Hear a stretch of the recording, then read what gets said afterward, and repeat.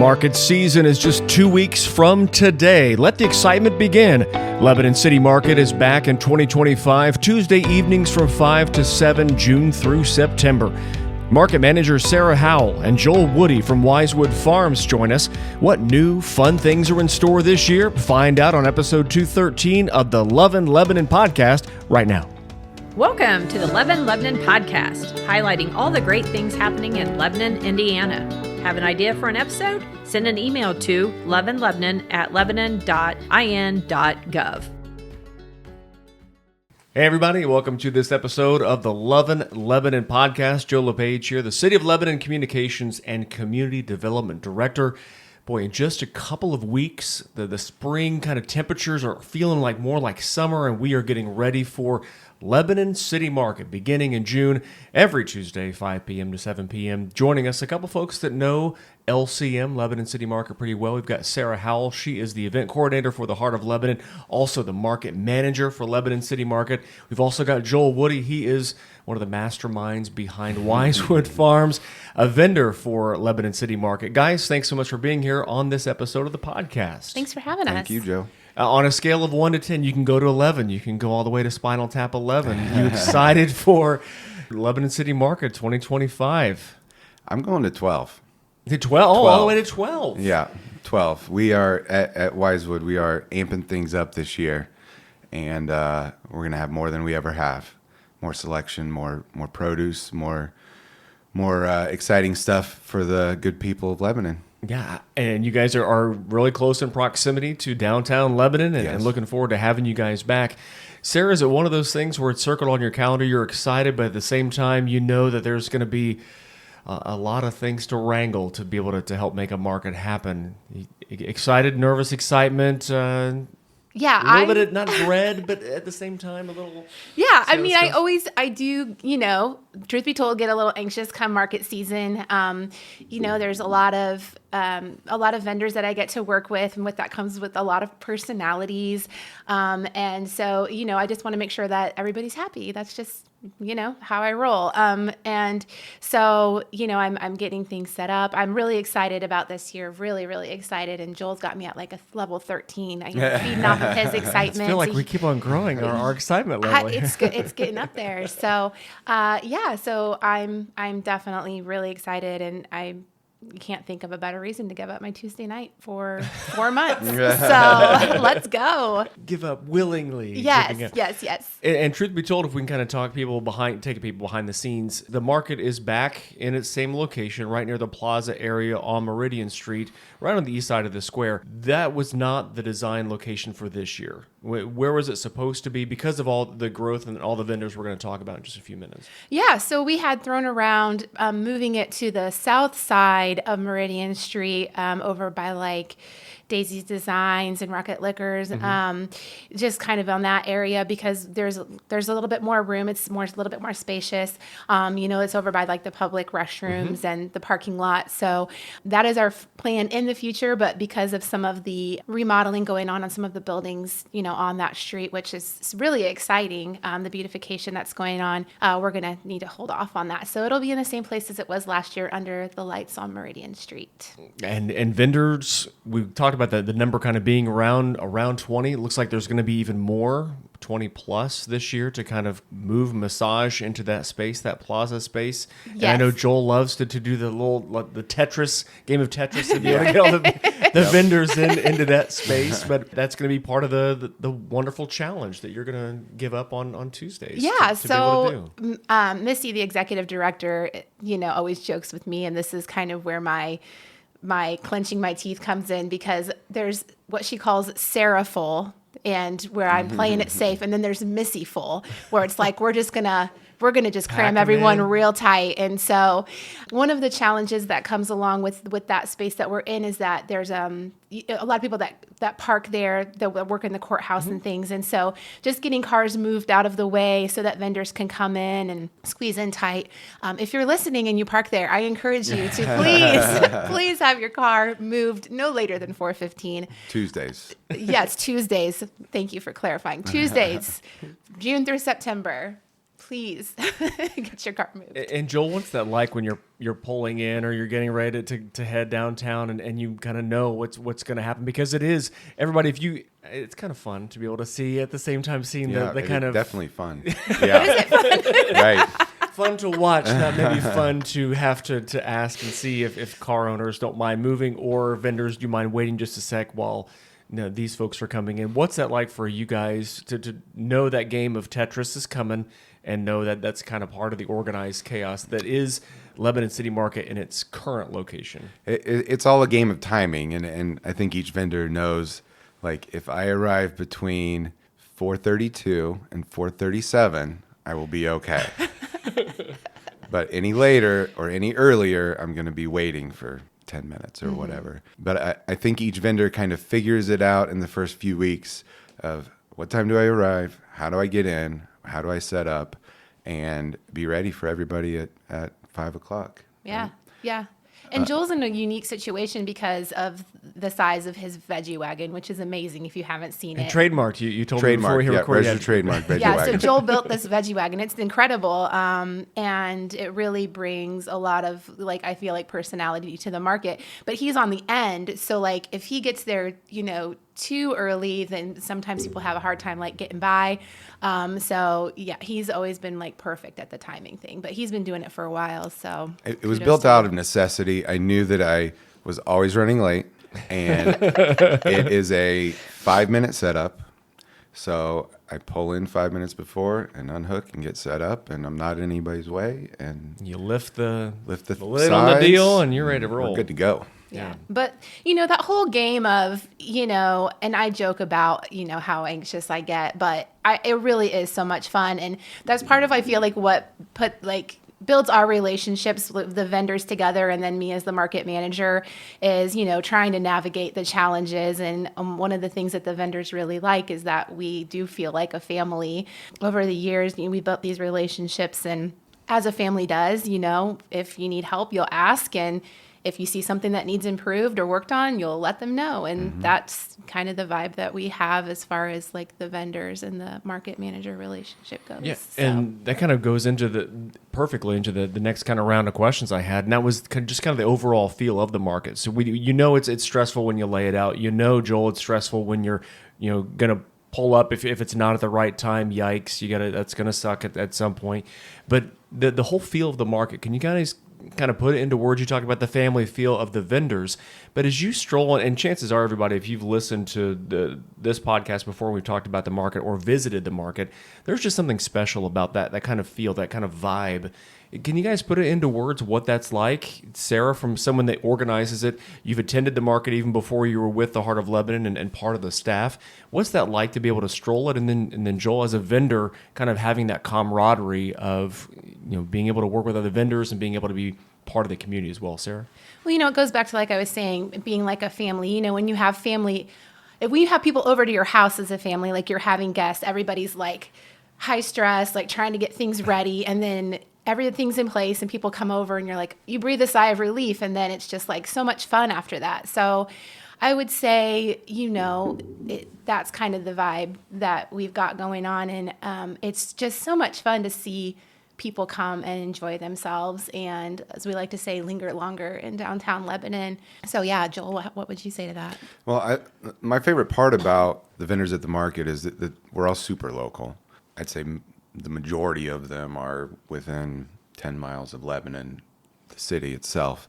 So we all kind of are familiar with each other, and we're proud of the city, and we're proud of what we can provide for the people here. And even with the growth that's been happening and the growth that's coming, and we get a lot of new residents to the area, they come in and we can welcome them, and hopefully they feel like Lebanon is the friendly city. I know that's been kind of a sensitive phrase recently, but we can be a piece of that. I mean, whatever we can do to convey that to the new residents. Mm-hmm. And I don't know about you speaking about new residents, but there have been so many people I've met over the years that I either had never met before, and other just kind of doing life with them at other events or other things around town, other establishments. But it's unique to see the the type of person, the portion of the population that comes out during a market. It just kind of brings like a unique kind of different vibe, a different resident. And so it's a chance to have something else where if they are new in town, it's a really good kind of chance to get in the bloodstream of our community. But if for someone who's been here for a while, being able to meet new people and being able to kind of develop different type of relationships and friendships with that. You guys kind of experience that as well? Oh, yeah. Yeah, and for sure. And this year, too, to kind of speak to that and, coming to the market, hanging out and meeting new people, we're going to have live music the first and third Tuesdays of the month. So it'll just be another excuse for people to kind of hang out and meet your neighbors, meet your new neighbors or neighbors that have been around for a while. And I think that, like Joel was saying, that the vendors are really good at engaging people, welcoming them, and building friendships with the attendees. So. Mm-hmm. And it was so unique to see in years past, young people kind of playing there on the lawn, whether there was a giveaway bubbles or sidewalk chalk or whatever. They're just kind of experiencing downtown and just kind of hanging there. There's no real obligation to buy something and leave. It's just kind of just hang out and just kind of be. And I think that's kind of a comforting thing where it's not a really set time limit of you got to be here 10 minutes and you got to get out, get your thing and go. Don't get your thing and just kind of hang out and just kind of do life and that type of thing. No, still get your thing. As long as it's from the veggie wagon. Veggie wagon. No, I like that. It's almost like it's something to do, but it's a place to just be. You can come in and just take a breath and relax and look around. Lots to look at, lots of people to talk to. Everybody's super friendly. You may want to get something or need to get something, but just come and hang out. Absolutely. Everybody, we're talking with Sarah Howell. She is the event coordinator with the Heart of Lebanon, also the market manager for Lebanon City Market. Also, Joel Woody's with us with Wisewood Farms, and he didn't bring the veggie wagon in. No, he's not here today. not in our huge studio with the ginormous table that we. No, I'm just kidding. All those are lies. But getting ready for the market, the first market coming up on June 3rd from 5 p.m. until 7 p.m. Sarah, you talked about live music the first and third Tuesdays. What other events are playing with this? There's some theme nights, I think, back this year, and those are always fun to participate in and have those planned out as well.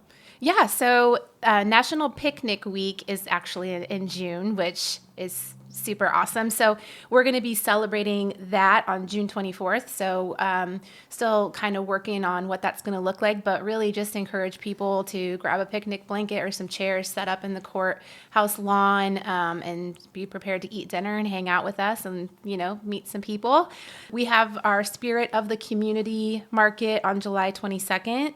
So some of our event committee people are working on getting in touch with some of the service people in our community and just kind of celebrating Lebanon and the friendly city. And then in August, we're kind of still working on what that's going to look like. But our junior market is going to be on September 9th, which is always so much fun. It's free for, kid entrepreneurs in our community to come out, set up, and kind of run their own little business that day at the market. So, and the theme days and the theme weeks and all those things, it seems that to be pretty successful. And obviously, that's why you're doing it again. But that kind of adds another extra flavor, pun intended, with the market. Yeah, so it gives people other things to do while they're at the market other than feeling like they have to shop. So it's just another way to kind of engage the community and encourage them to come out. So if you haven't been, everybody, usually there's some kind of scavenger hunt for the kids, something to kind of not babysit them, but to kind of give them some involvement. There are little things that they can do and be able to interact with some of the vendors as well. Joel, kind of what's your philosophy when coming just down the road here in downtown Lebanon? Kind of what's your philosophy behind what you put on the veggie wagon that particular week? Is it whatever's ripe and ready to go, or is it kind of playing to certain strengths of who your shoppers are, that type of thing? Well, we've probably got about 50 different varieties of vegetables in the works right now. And that's one of the difficult things to navigate is we pride ourselves on having the freshest produce that's in season. And we try to educate people that, no, that's not in season right now. I'm sorry. Tomatoes won't be ready until later than I would even like. I try to push them, but They're not always ready. So we always have what's in season, what's ready, what's ripe, what's fresh. And we have a high tunnel, which is sort of like a greenhouse that we can, we got a jump start on our tomatoes specifically just because everybody wants them early. And that's probably our flagship product. So besides that, we just we set it up so that it's beautiful, it's attractive. The saying is stack them high and watch them fly. And we try to do that. So if you see them not stacked high, that's because they're popular. We're running out, and stuff goes fast sometimes. Yeah.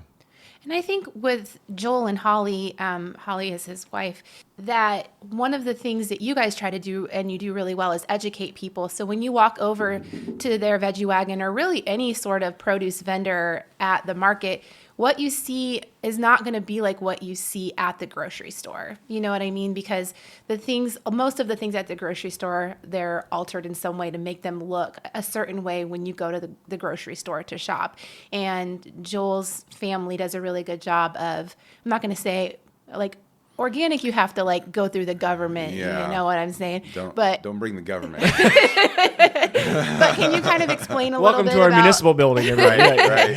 Can you explain a little bit about your guys' farming practice? Yeah. For people, when we have to be quick and explain what we do, we say organic, but we can't technically say that because you have to go through the government and jump through all the regulations and all right. the hoops now. Yeah, all the red tape.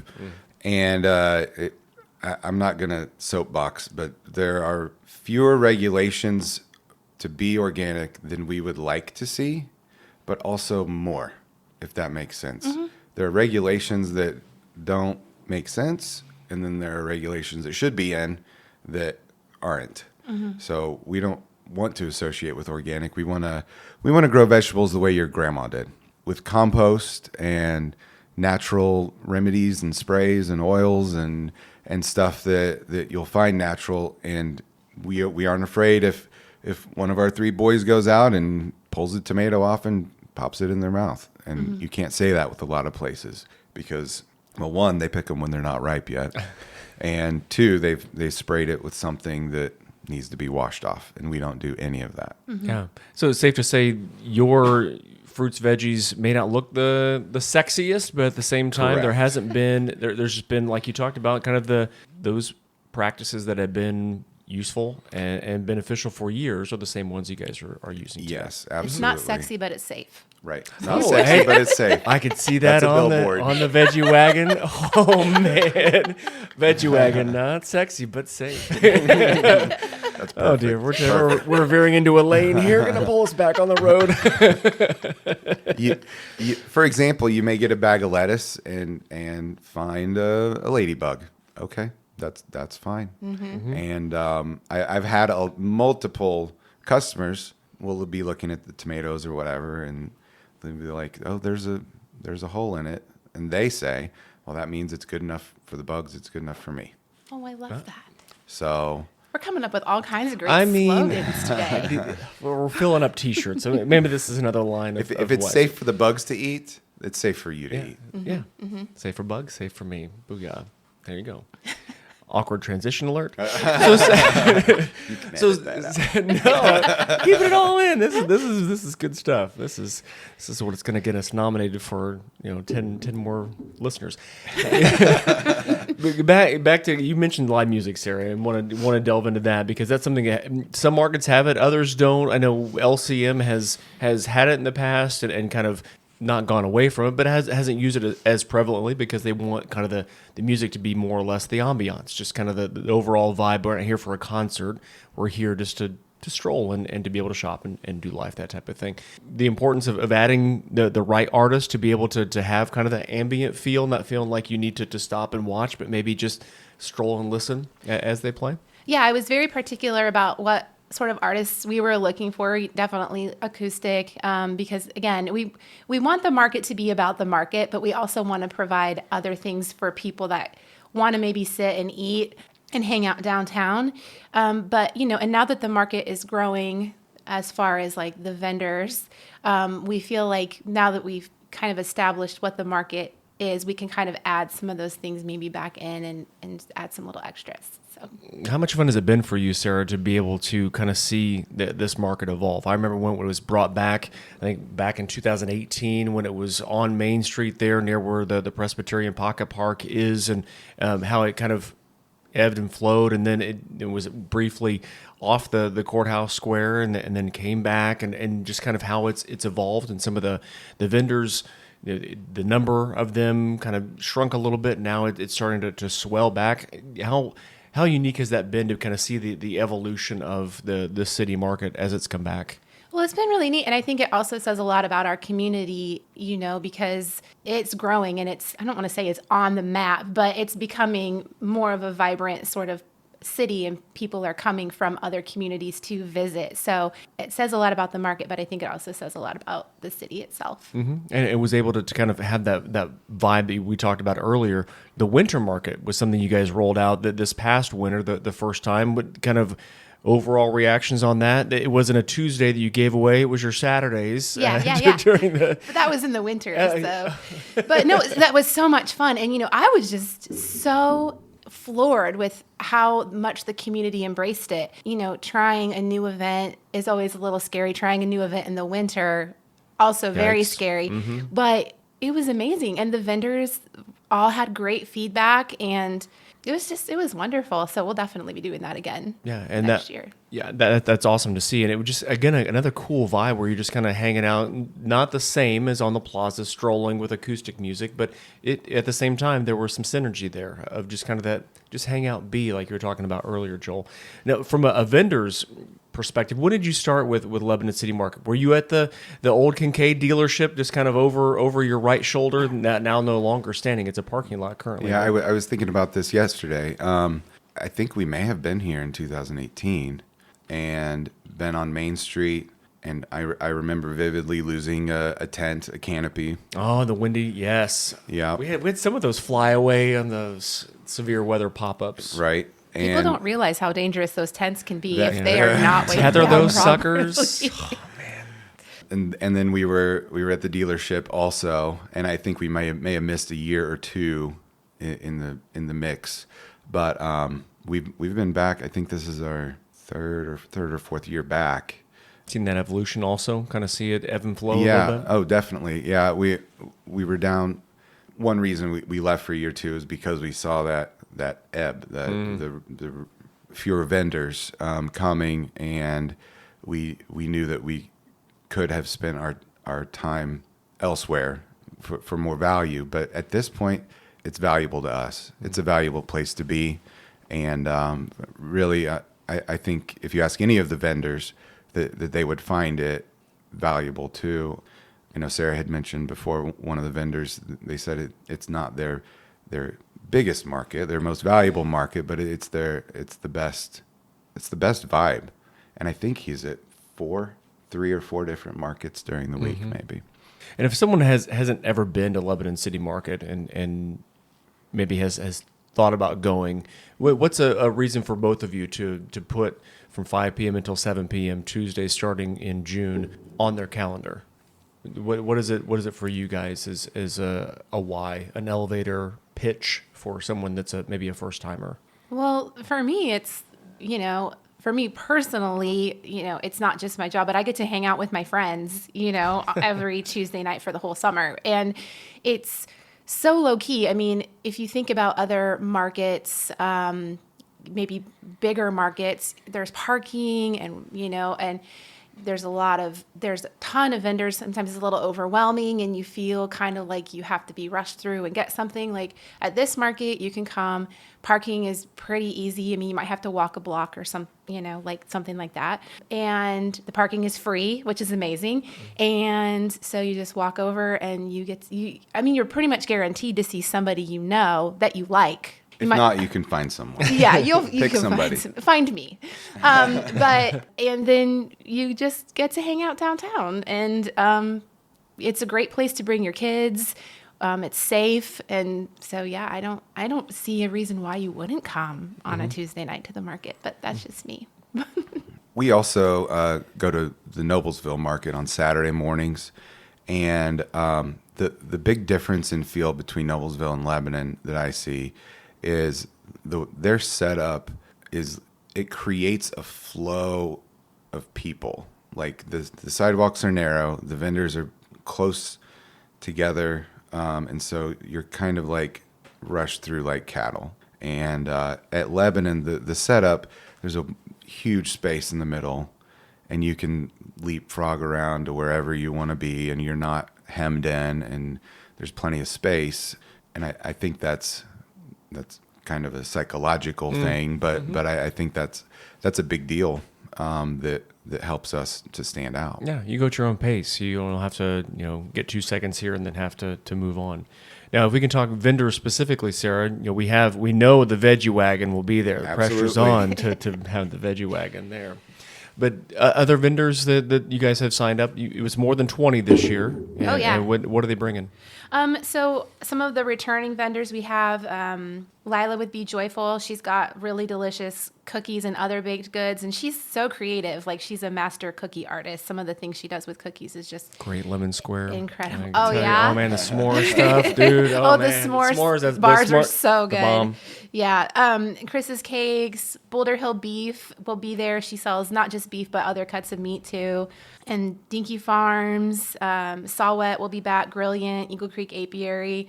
But then some of the new vendors we have, Lazy Labs Bakery. She was at the winter market and she did gangbusters. Like, she was awesome, and she makes her own like dog treats. They're super healthy, made with natural ingredients, and some of the designs on them are just really cool. They look like cookies, so if you walk up and you make sure you're double checking to make sure you're not at Lazy Labs, because they are not for human consumption. That's funny. I'm sure you could still eat it, but it probably wouldn't be very delicious. Midwest Cactus House. So they have obviously cactuses and then other tropical plants and terrariums that they're going to be selling. cool. Ashley Farm will be there. They were at the winter market as well. And they have produce, and they also have some awesome maple syrup. If you get a chance to grab some, you definitely should.